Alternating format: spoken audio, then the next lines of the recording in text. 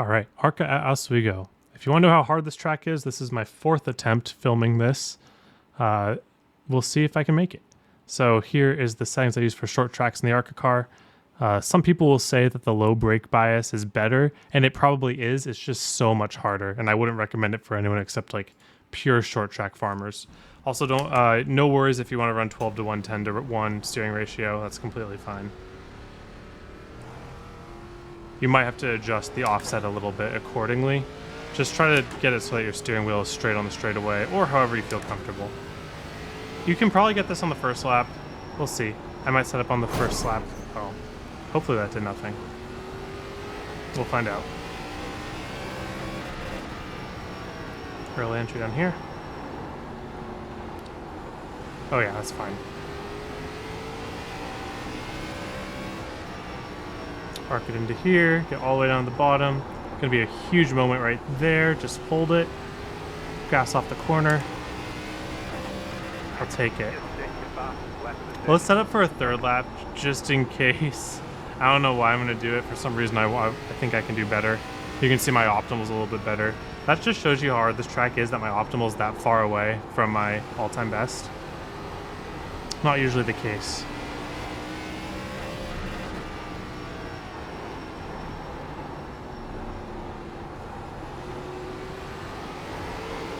Oh, no more grip there. All right. Well, you can go about a 10th faster than that, for sure. I know that you can. But this track it's not easy, man. It is not. Okay. So, coming to the lap here. The run-up, pretty straightforward. You just kind of run the high line, get the nose pointed down, and then start throttling off. There's like going to be a big drop feeling as you start coming down the hill. Hey, don't do that. I forgot. So like the very top of this track has no banking, so you can't really like, it's almost like jumping the cushion. It's kind of funny. But anyway, that didn't do anything. So I kind of turned down the hill. It feels like there's a bit of a drop. Going into turn 1, I am aiming at the bottom wall.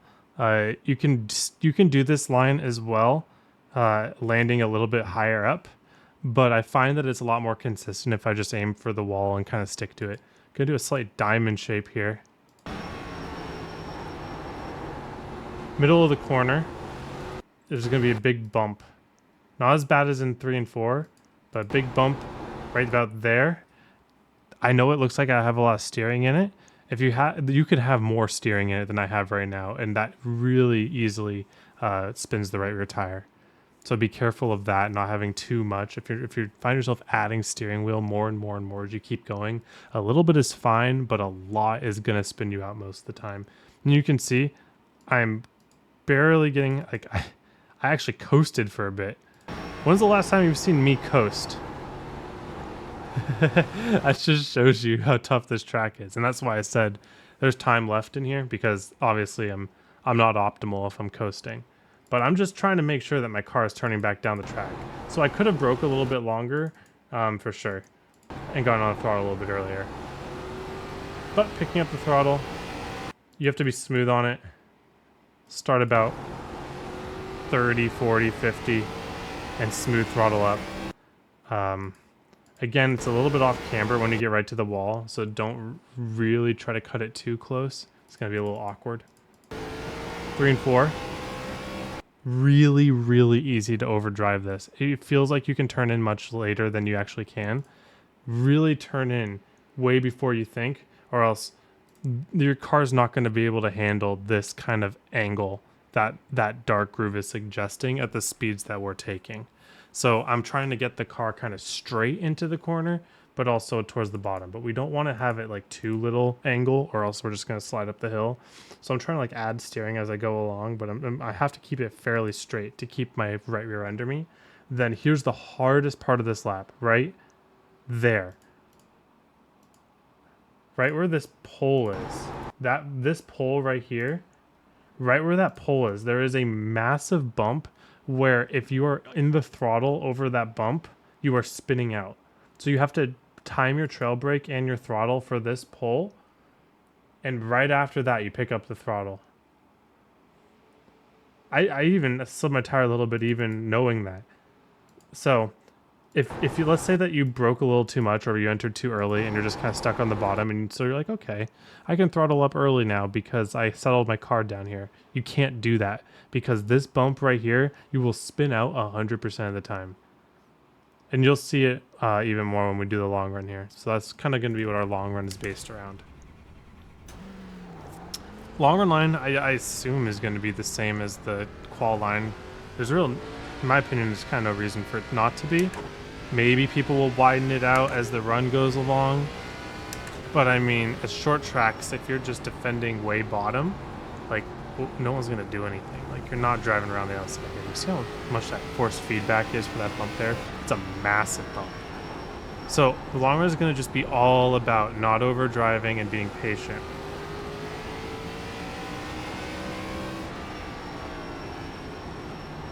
Watch out for the bump here.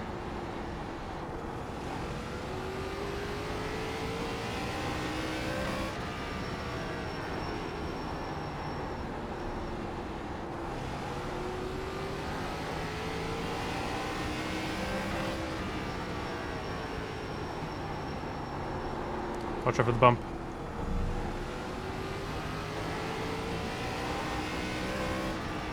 You can see that sometimes I'm not even getting full throttle on the straightaways, just because we back out the throttle so early. And you see I have steering input until like right here.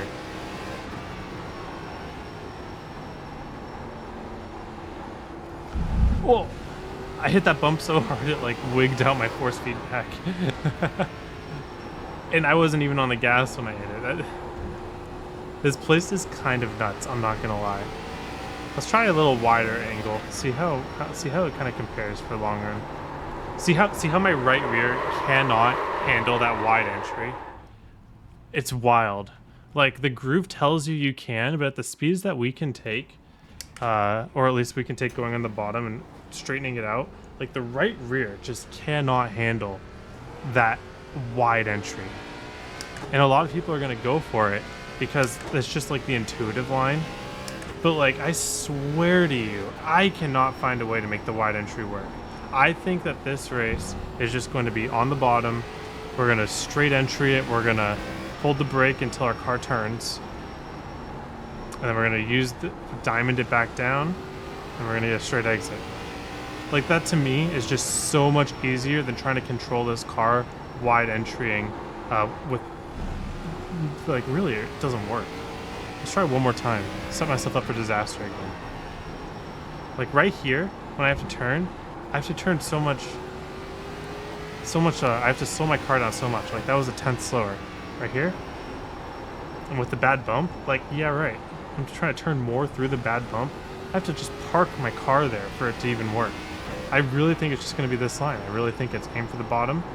Let it slide up. Turn it back down. Drive out. I don't even, like, is this apron? Is this even racing surface? I guess so, right?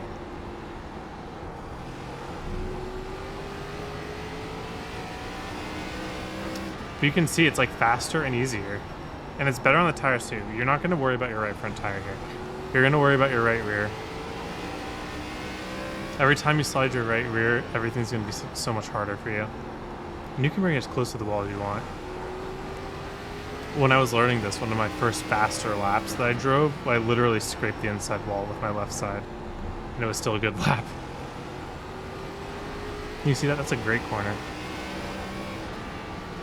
Don't overdrive 3. If you need to know anything from this, it's don't overdrive 3.